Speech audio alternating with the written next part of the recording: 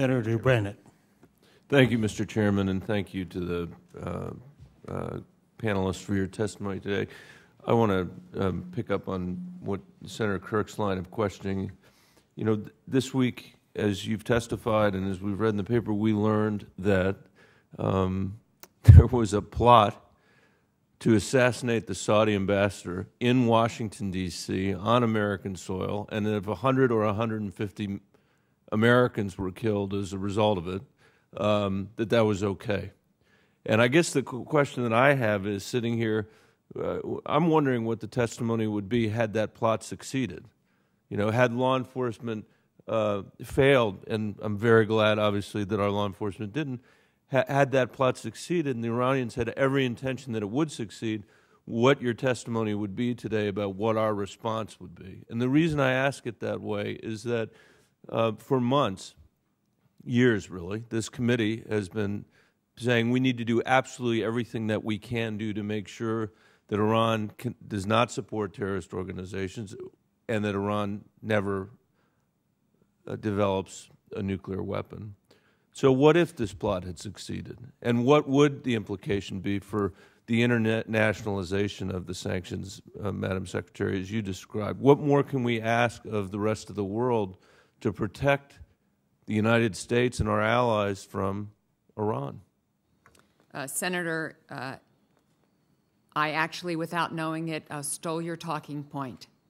In my telephone conversations with my counterparts around the world, one very long one with one of the countries that we were discussing this morning, just this morning.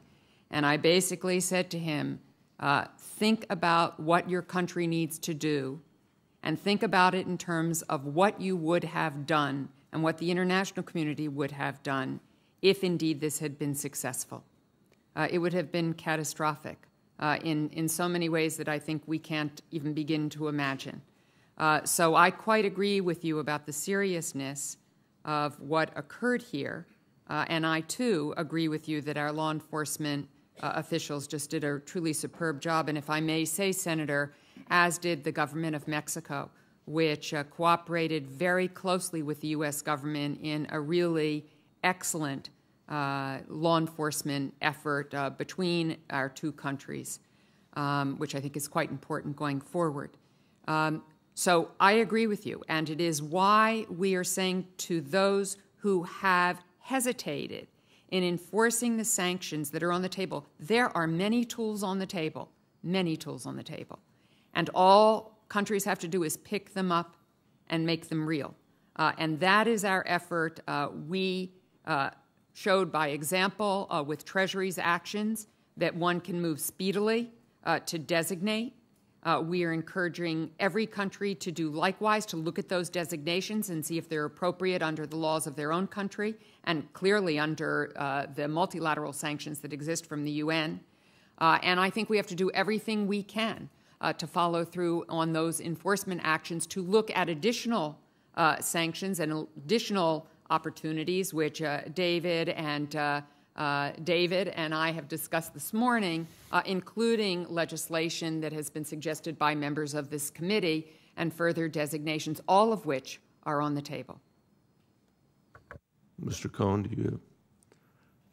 I think Secretary Sherman put it exactly right. The right way to look at this plot is that it was a plot that was intended to assassinate the Saudi ambassador here in Washington with, you know, if there was, if others were killed in the execution of the plot, the IRGC Quds Force was obviously fine with that as well. And so the right response to this is to look at this plot as further confirmation really of what we already know about the Quds Force.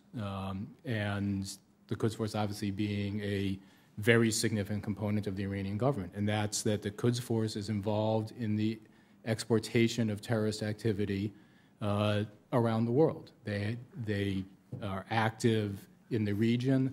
The fact that they are active here is, you know, has crossed a red line, as the Secretary of State has said, but you know, we have known that the Quds Force is a terrorist organization, and we have acted against it with that knowledge in the past. It would seem to me, Mr. Chairman, and my time has expired, but it would seem to me that there is no need for any other evidence than what we saw this week to inspire those who have hesitated from joining us in the work that you have been trying to do, from getting off the fence and making sure that an action like this actually can't be carried out, and even more horrific things can't be carried out. So I hope you are doing absolutely everything you can do, and we will do everything we can do to push the international community in the direction it needs to move.